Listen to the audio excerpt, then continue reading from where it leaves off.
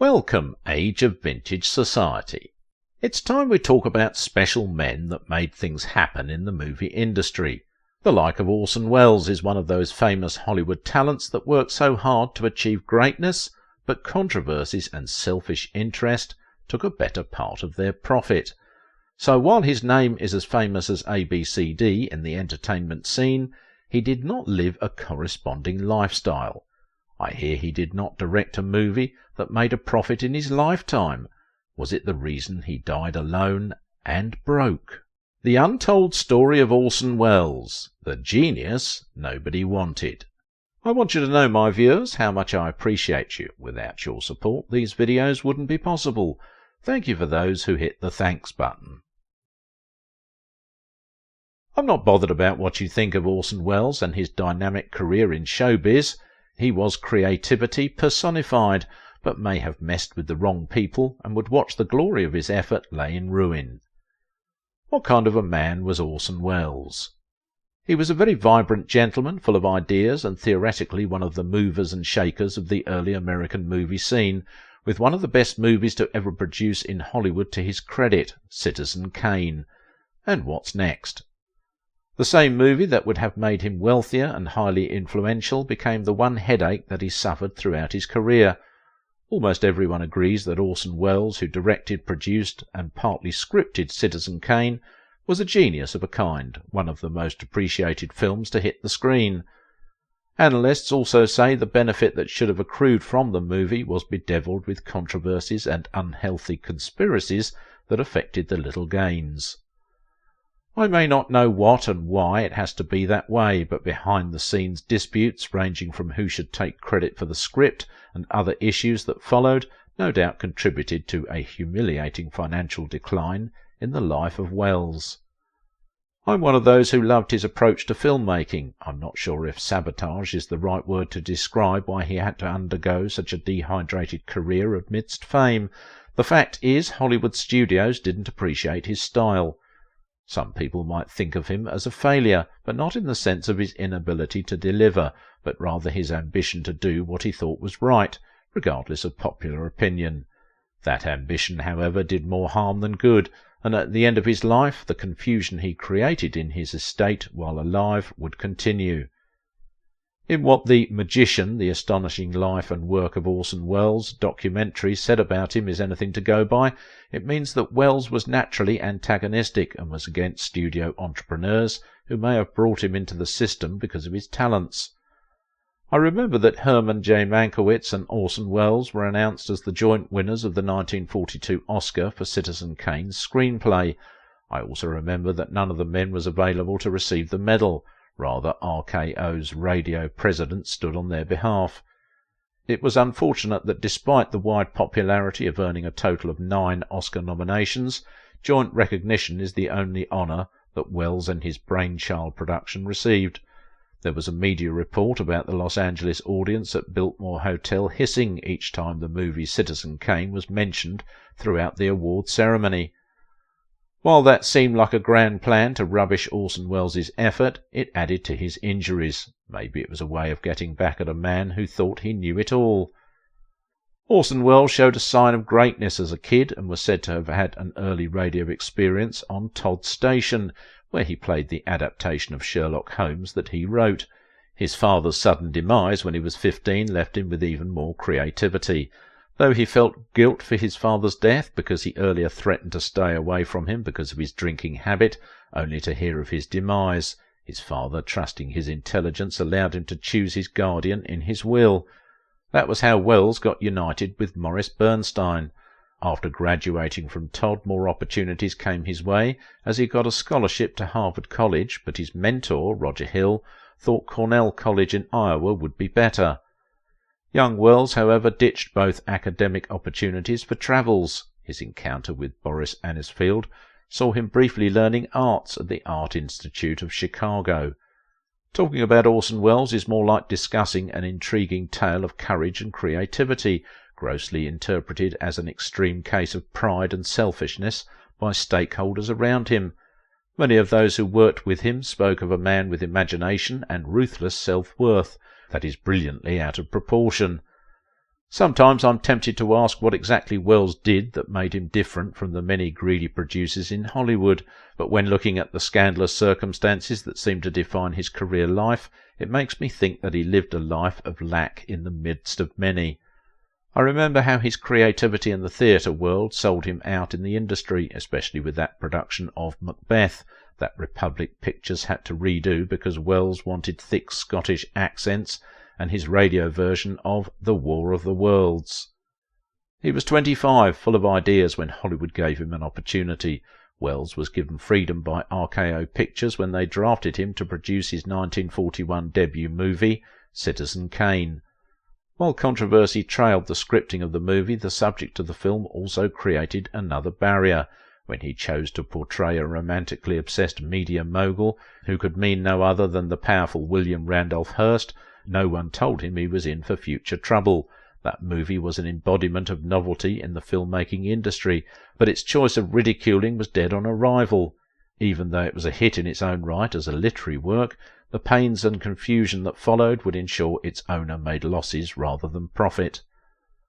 Little or no recognition for a movie widely adjudged as one of the best films in history. The reason was obvious. The behind-the-scenes scuffles added to its worse. I still recall the avoidable in-house drama about who should get what credit for the film script. Facts suggest that Mankiewicz composed the first draft, but Wells wanted full credit for the screenplay script, and it became a source of controversy. First written as a 266-page draft that spanned a 10-week duration, with a take-home pay of $1,000 weekly and a $5,000 completion bonus, he titled the script American, and was informed that Mr. Wells, who had the sole right of the production, would take the credit for the script. This is so mainly because Mankiewicz was incapacitated after crushing his leg in a car accident. That being the case, Wells reworked, redesigned and edited the script to suit his ideas. But unfortunately RKO decided to offer co-author credit for the screenplay and had Mankiewicz top billed over Wells on that, and it did not go down well with Wells, even though the movie was his in terms of direction, his act and his vision. 7 times the script was rewritten and scaled down from 266 to its final 156 pages. Trouble started, and Mankiewicz even threatened to inform the Writers' Guild so they could compel the studio to give him sole credit, while Wells maintained that he couldn't be sharing a script credit with him because it was against his film contract with RKO, which specified he write, direct and produce Citizen Kane. The stage was set for even more conflict, while Wells argued that the main character symbolized several people in the society and not just William Randolph Hearst. It turns out that the script invention of Charles Foster Kane is a direct reflection of Mankiewicz's personal experiences, and he was a close friend of the newspaper publisher William Randolph Hearst, the man whose character inspired the movie idea. It was alleged that some of the dialogues were almost placed verbatim from Hearst's communication. Hearst Palace in San Simeon, California, was also copied to look like Kane's Xanadu estate in the movie. I was wondering why Wells did not envision troubles in that controversial script and movie that it came back biting hard at his career. The film got Hearst so angry that he barred press coverage of it and implemented the restriction in his newspaper. That was not enough for Hearst as he began a smear campaign against Wells, accusing him of being a communist, a name-calling that could easily attract government attention and eventually destroy his Hollywood image. "If Hearst isn't rightfully careful, I'm going to do a movie that's based on his life," Wells threatened, maintaining that several people exhibited such a character, so it could not have been based on him. It's true that Wells and Hearst didn't know each other, they saw themselves just once.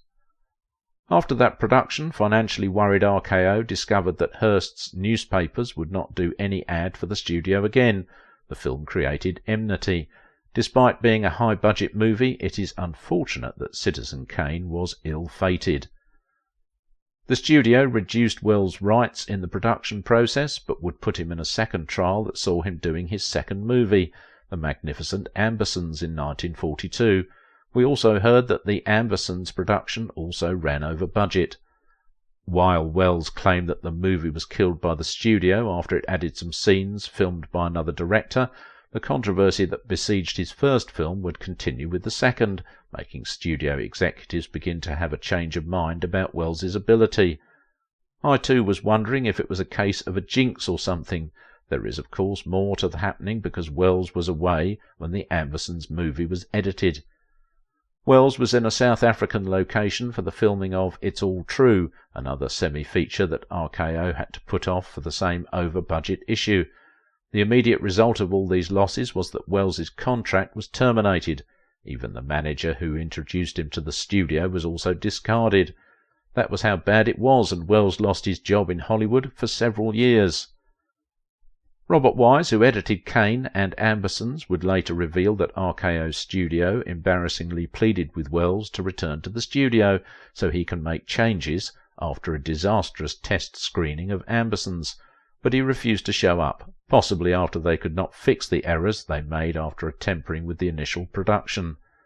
Critics said Wells took his attitude in radio and theatre, where he had full control of productions, to Hollywood, but what he did not realise is that he went to Hollywood at a time where directors were not necessarily the final arbiter of their movies. And when his idea did not sync with the studio financier's interest, he got disappointed and remarkably stubborn.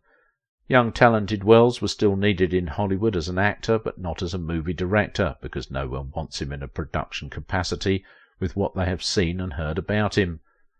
Wells was no doubt a fine actor, as seen in Jane Eyre, so he had a little to help him stay afloat while hoping for a change of plan. That opportunity came when he independently produced the 1946 thriller The Stranger. It became Wells's only eye and ear in the box office draw as a filmmaker. It's better than nothing for such an intelligent producer.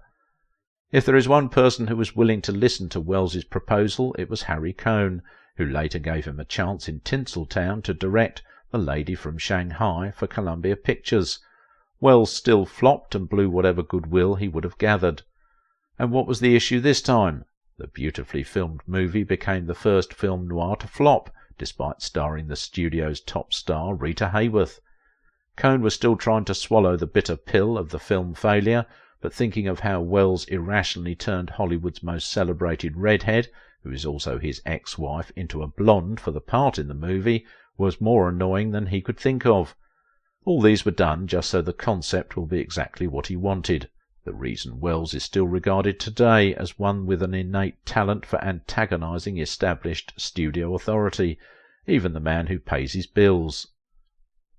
When famous Charlton Heston convinced Universal Pictures to allow Wells to direct Touch of Evil, a thriller movie that he was originally billed as an actor, everyone thought Wells's story would be different this time because of certain criteria. But by the time the film hit the censorship unit, the studio was angry that he awkwardly allowed content that couldn't pass censors in the picture. His directing position was shelved by Universal, and the picture was re-edited. Data available revealed that Wells was ungrateful even to the man who assisted in the directing job in the first place. They said he badly criticised Heston's performance in the movie. As a writer puts it, the only way he could say thank you to Heston is to constantly complain about his performance in the movie for the rest of his life. Habits, they say, is a second nature, which is why Wells' attitude was not limited to Hollywood. Facts indicated that he did the same in movies produced in Europe, had a unique flair for alienating studio moneybags. His longtime business partner Norman Lloyd would give credence to that, as documented in the Magician documentary. Do reports say Wells left behind not less than 6 incomplete films at the time of his death? This was because he developed a strange habit of irrationally abandoning a film project, possibly the ones he lost interest in, regardless of the investments in the project and other resources that may have gone down the drain. The most remarkable among the leftover films is The Other Side of the Wind, which was long tangled in a legal clash. Despite all the hullabaloo, Orson Welles was a great talent. He was first married to socialite Virginia Nicholson. Their passionate love did not stand a test of time. The couple divorced in 1940 after Virginia learned that Welles was cheating on her with a Mexican actress, Dolores Del Rio. His childhood infatuation with Dolores remained secret even though the two were seeing each other despite being married to different persons. It was not until Dolores divorced her husband that they were seen together publicly. The same infidelity ended their relationship, as Wells shortly married Rita Hayworth, but that one ended 2 years after, though Wells still adored Hayworth as one of the dearest and sweetest women that ever lived. Paula Mori and longtime partner Ojar Kodar are also among the women that played a role in his romantic life. It feels like Orson Welles was constantly sabotaged by Hollywood. But how about women in Tinseltown? Why was Blythe Danner the victim of Hollywood? Watch this video now.